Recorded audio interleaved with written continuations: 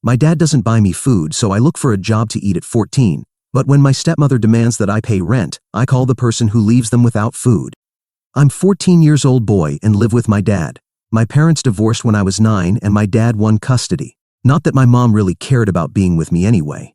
In the past 5 years, she hasn't called or visited, not even on my birthday. Looking at it that way, at least my dad is better since he still lets me live with him. But that doesn't change the fact that he's not a good father either. He acts as if I don't exist. He spends most of his time away and never bothers to ask if I need anything. It's been a long time since I've received anything for myself. And I mean basic things like clothes or school expenses. Every day, he comes home late at night smelling of alcohol and makes a scene over literally anything. Sometimes it's because the floor isn't clean, the dishes aren't washed, or because I didn't answer fast enough when he called me. Other times, it's something as ridiculous as leaving my shoes near the door or forgetting to turn off a light. I try to be invisible, silent, obedient, and small, hoping that maybe today will be different, but it never is. Most nights, I stay awake listening to him stumbling around the house, slamming doors, mumbling things I don't always understand. I've learned to predict the storm, his mood swings, like a weatherman. If I feel one coming, I hide in my room, put on my headphones, and lose myself in music or YouTube videos. It's not much, but it keeps me sane, at least for a while. Lately, things at home have gotten worse. My dad used to at least go grocery shopping occasionally, but now he doesn't even bother. The fridge is empty, the pantry has only a few expired cans, and some nights, the only thing I can eat is an old cookie, if I'm lucky enough to find one hidden in the back of the cabinet. I've learned to survive on leftovers and free school lunch, but that's just one meal a day, and it's not enough. Hunger torments me on weekends when I don't have school to rely on. Desperation led me to start looking for food behind local restaurants. At first, the shame burned inside me like acid, but hunger makes you do things you never thought possible. I quickly learned which places threw out food at the end of the night, half-eaten sandwiches, bread, leftovers in takeout containers. Yes, it's embarrassing, I know, but it keeps me alive. As the days passed, I realized I couldn't keep living like this. What if someone from school saw me digging through the trash for food? I needed some kind of security, so I started looking for a job. After weeks of searching, I finally got a part-time job at a local convenience store. It's not much, just a few hours after school stocking shelves and working the register. The pay is barely above minimum wage, but at least it's something. Now I can eat decent food, bread, milk, even some snacks. It feels good to have that little bit of control over my life, like I finally managed to reclaim something from this chaos. But working after school comes at a price. I'm constantly exhausted, barely keeping up with homework or staying awake in class. I'm falling behind, and the teachers have started asking questions. I lie and tell them everything is fine. What else can I say? That I have no choice but to work because otherwise I don't eat? No one wants to hear that. And even if they did, what would they do? Then everything changed the day I came home and found a stranger sitting in my living room. She was pretty, with long dark hair and perfectly manicured nails. I could smell her floral perfume from the door, overpowering the familiar damp smell of our house. She looked at me and smiled in a way that sent a shiver down my spine. I didn't know it then, but that was the first time I met Hannah. Hannah, my dad's new wife. Turns out, while I was working hard just to put food on the table, my father had secretly gotten married without even telling me. He hadn't even mentioned he was dating someone, let alone that he was bringing someone new into our home. When I asked him about it, he just shrugged and said he didn't think it was important, like it was perfectly normal to get married and not tell your only child. He also said he didn't need my permission to make decisions about his life. Within a week, Hannah moved in and started redecorating. She brought all kinds of new furniture and decorations, none of which matched the worn-down look of our house, making the place feel like a messy display of things that didn't belong. Hannah has already taken control of the house, and I can't even touch anything without her permission. She cooks, but only enough for 2 people. I've stopped going to the dining room, especially when I know I'm not welcome there. She even throws away leftovers to make sure there's nothing left for me. The worst part is that my own father doesn't seem to care. The changes didn't stop there. Hannah had opinions about everything, from how I kept my room to how I dressed. And even though I can afford to buy new clothes, she made comments about my hair, saying I should at least try to look presentable, and mocked me every time she saw me coming home from work. Things really went downhill when Hannah found out I was working. She must have noticed since I was coming home late every day after school. Last week, when I got home from the store, she was already waiting for me in the living room. Her arms were crossed, and her face had that tight, disapproving expression I was already starting to recognize too well. I ignored her and headed straight to my room, but she stopped me. She confronted me at my bedroom door and told me she knew I was working after school. She didn't seem impressed. In fact, she sounded almost offended, like I had done something wrong by not telling her. She told me that since I was making money, I needed to start contributing to the house. I tried to explain that I only made enough to buy food for myself, but she wouldn't listen. She said I was living under her roof, and that meant I had to do my part like everyone else. According to her, it was only fair that I give her half of my paycheck or start paying rent. She said my dad agreed with her. I couldn't believe it. I told her I was just a kid and barely made enough to cover groceries, but she ignored me like it was nothing, saying it wasn't her problem. She added that if I didn't like the rules, I could always leave. When I tried to talk to my dad, hoping he would support me, he just shook his head and said Hannah was right. He told me it was time for me to learn some responsibility and that Hannah was just trying to teach me to grow up. It felt like the ground had fallen out from under me. My own father was taking the side of a woman he'd known for only a few months, and I was being treated like an ungrateful parasite in my own home. After that, things only got worse. Hannah constantly mocks me, calling me a parasite and an inconsiderate son. She calls me selfish, especially when my dad is around. She keeps saying I'm putting too much burden on him and that I should think about him. Dad just looks at me as if he's the victim here and his sweet wife is his savior. He's been turning his back on me ever since, and although we weren't close before Hannah, it wasn't this bad. At least he didn't treat me like a burden in my own home. It's becoming unbearable. Please, tell me what I should do. Should I start paying rent? What am I supposed to do? My situation isn't typical, and I don't know how to handle this. It's not like I can ask a friend for advice. Update 1. So, I took the advice that most of you gave me and told my stepmother straight up that I wasn't going to pay rent. This happened last Friday when I got home from work. She and my dad were sitting in the living room watching TV, and I confronted them right there. I told them they had no right to ask me to pay my share when I wasn't even allowed to eat their food. I explained that I was working just to keep myself from starving and to cover my school expenses, which my dad never cared about. With that, I went to my room, thinking maybe it would make them see reason, but things only got worse. Hannah has started leaving me lists of things she wants me to buy, groceries, cleaning supplies, whatever she thinks is my responsibility. She sweetly smiles when she hands them to me, saying that since I'm not paying rent, this is the least I can do and that I need to do my part. But it didn't stop there. She's even making me clean the house and do the laundry. When I get home, I find the kitchen a mess, a pile of dishes waiting for me, and everyone's dirty clothes. I didn't protest. As long as they leave me alone, I don't mind doing a little extra work. But no matter how much I do, it's never enough. If I clean, she criticizes how I did it, saying I must have missed a spot or that I didn't do it right. Every task has to be repeated until she's satisfied. To be honest, it seems like she enjoys watching me suffer. She's even started snooping through my things whenever I'm not home, taking whatever money she finds and saying it's for rent. She even went through my backpack and took the food I bought from the store, saying it was unfair for me to keep things for myself while living in her house. My dad, as always, stays out of it. Every time I try to talk to him about how unfair all of this is, he either avoids the conversation or tells me to listen to Hannah. It's like he's completely disconnected, leaving me to deal with everything alone. At this point, school has become impossible to focus on. Between my shifts at the store, the constant chores and Hannah's demands, I'm exhausted all the time. My grades are starting to drop, but when my teachers ask if everything is okay, I don't know what to say.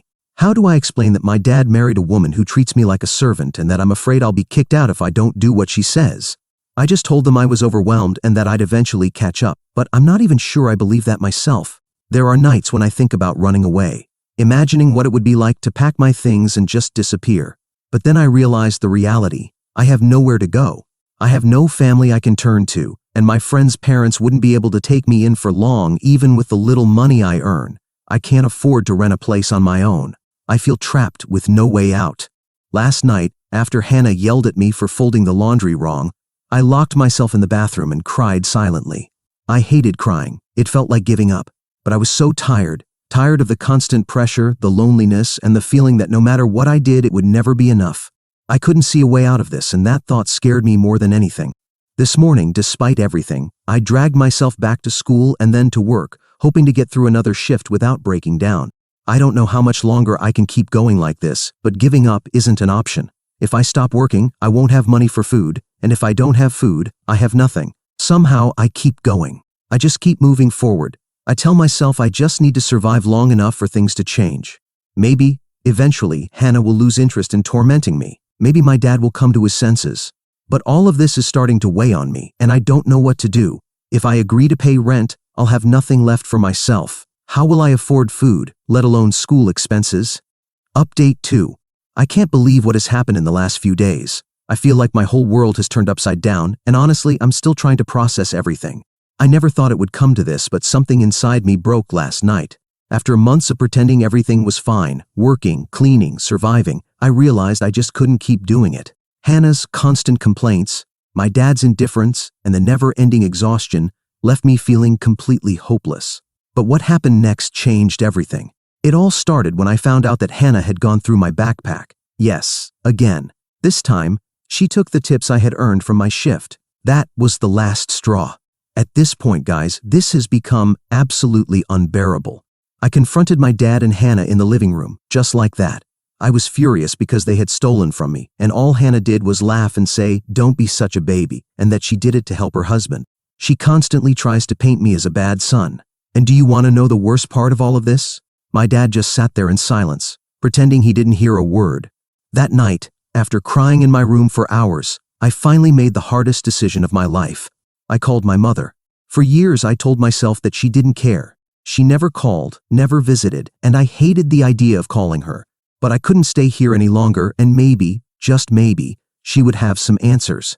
When I dialed her number, my hands were shaking so much I almost dropped the phone. I had no idea what to expect. Part of me thought she would hang up or tell me she didn't care. But I was desperate, and I had no one else to turn to.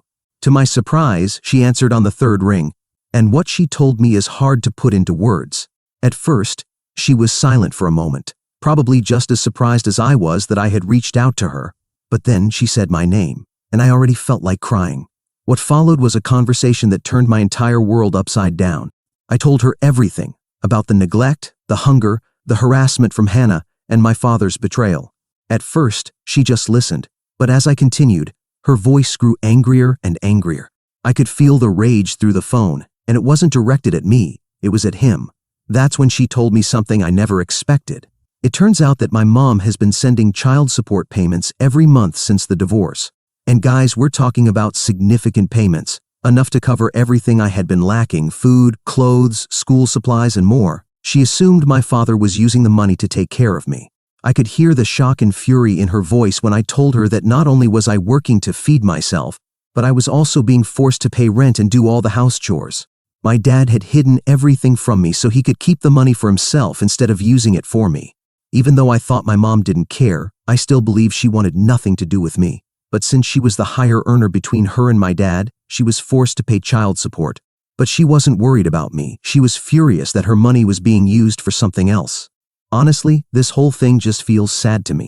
For now, I'm not going to confront them. I need a plan. I'm determined to teach them a lesson for the unfair treatment they've put me through all these years. Does anyone have any ideas on what I should do? Update 3. I'm back, and things have been crazy lately. Well, to be fair, they've never stopped being crazy. After discovering that my mom had been sending child support payments this whole time, and that my dad had been keeping them for himself, I knew I had to do something. But instead of confronting them right away, I decided to gather some evidence and make them face the truth in a way they couldn't deny. So I started keeping an eye on my dad. He always said he was working long hours to support us, but the truth didn't add up. He left for work late, came home whenever he wanted, and seemed to take days off whenever it suited him. He didn't seem like someone struggling to hold down a demanding job. I contacted some of his former coworkers and found out that, in reality, he had quit his job months ago. They mentioned that he had been skipping work frequently before that. Turns out, he had been lying to both me and my mom about having a job, just so he could keep collecting those child support payments without doing the hard work he claimed to be doing. Frustrated but determined, I came up with a plan. One day, while they were out, I went through his things, including his laptop, and that's where I hit the jackpot. On his desk, I found a draft of a resignation letter. It only took me a few minutes to go through his emails and find the official one he had sent to his HR department about his resignation. I took pictures of that email, knowing I might need it later, but that wasn't enough for me. I checked the rest of his emails and took photos of any proof of recent purchases. In Hannah's purse, I even found receipts and bills for nail salons, restaurants, and shopping trips. It was more than enough evidence for me. If neither of them was working, it was clear where the money was coming from. They were using the money meant for me to fund their lifestyle while forcing me to pay rent and do most of the chores. I waited until dinner when, as usual, Hannah tried to give me a lecture about how I should be more grateful for everything they did for me. That's when I decided to strike back. I calmly told them that I knew my mom had been sending child support all this time, and that I had proof my dad wasn't even working anymore. The look on their faces was priceless. For the first time in a long time, they had nothing to say. Before they could respond, I went to my room and called my mom. "I need your help," I told her. She told me I had nothing to worry about, that she had already hired a lawyer to take care of everything. Now, it's just a matter of time before my dad and Hannah face the consequences. I'll keep you all updated on what happens next, so please, wish me luck. Update 4. Here's the latest on what's happened. As you might remember, last time I was here, I had just found out my dad had quit his job and that my mom had already hired a lawyer. Things have finally turned out well, for the first time in my life. After gathering all the evidence I could, like those emails from my dad and Hannah's shopping receipts, I sent everything to my mom. She said it was a great help in building a case. True to her word, she filed a lawsuit the very next morning, and things started moving faster than ever. I mean, in just a few days, my dad was served with legal papers. I overheard him and Hannah arguing about it, and I can't lie, it was somewhat satisfying to see him panic.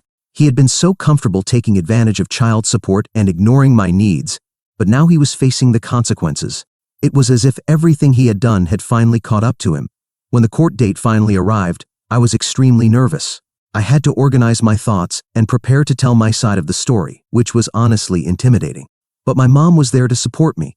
As I walked into the courtroom, I saw my dad sitting there looking anxious, and worst of all, he was alone. His dear wife was nowhere to be seen. Once my mom started presenting the evidence, things fell apart for him pretty quickly. She showed all the child support payments she had made over the years, and my dad had no reasonable explanation for where the money had gone. I could see the judge growing more frustrated as my dad clumsily tried to justify himself. Then it was my turn to speak. I talked about the neglect I suffered, the adult responsibilities I was forced to take on, and how I often had to choose between basic necessities. The entire time I spoke, my dad stared at me wide-eyed, as if he had never expected this from me. I couldn't hold back, and I started crying. When the judge announced the ruling, I felt like my heart might stop. Custody was granted to my mom. My dad was ordered to return the money he had taken, along with overdue taxes, and he was also ordered to find a job and pay child support from now on. For the first time, I saw my dad look scared and vulnerable, and I felt immense satisfaction knowing he could no longer escape the consequences of his actions. Even though it seems like a happy ending, it's not entirely. My mom certainly doesn't want to be a mother, but she agreed to let me live with her because I promised to keep working and taking care of myself as long as she provided me with a place to stay. It's not ideal, but at the same time, I prefer that over being placed in foster care with strangers. I don't expect my mom to turn into a loving mother, we're just roommates. It's actually a good arrangement for my mom too, because she gets to recover the money my dad wasted, while also avoiding paying child support. Update 5. 5 years have passed, I know, because I turned 19 last week. A lot has happened in that time, and I'd like to share what my life has been like after everything with my dad and stepmother. The last thing I shared was that I was finally moving in with my mom. It wasn't the best arrangement, but at least it gave me a roof over my head and a safe place. Well, it actually wasn't that bad after all. No, my mom didn't start acting like a mother to me, but she realized that raising a teenager wasn't as hard as raising a child, especially after seeing how independent I was. She even started buying me things like clothes and food and offered me the chance to stop working. It was a tempting idea, but I love working and being independent, so I didn't want to stop. So I kept working until I graduated high school last year. That allowed me to save quite a bit of money, enough to move out when I turned 18 after landing a better job. I've thought about continuing my studies, but I haven't decided yet. For now, I plan to keep working since I have a pretty good job considering my circumstances. Maybe I'll start taking night classes. I'm used to putting in the effort, so I don't see it as an extra burden. My mom and I haven't had much contact since I moved out. We were just roommates all this time and barely saw each other since I was busy with school and work, and she was busy with her job. We say hello on important dates, and that's about it. I haven't heard from my dad since. He hasn't tried to reach out, and neither have I. From what my mom told me, he repaid all the money he took, working 2 jobs to do so. But other than that, it's as if he's dead to me. As for my life, I've met someone, and we've started dating. For now, it's nothing serious enough to consider marriage. We're both young and have only recently started dating officially, but I enjoy being with her. I've even met her parents, and it feels more like a family than anything I've ever had in my life. Still, I never forget that effort and sacrifice are what got me here. So I plan to keep pushing forward and never let my guard down. I still have a long road ahead,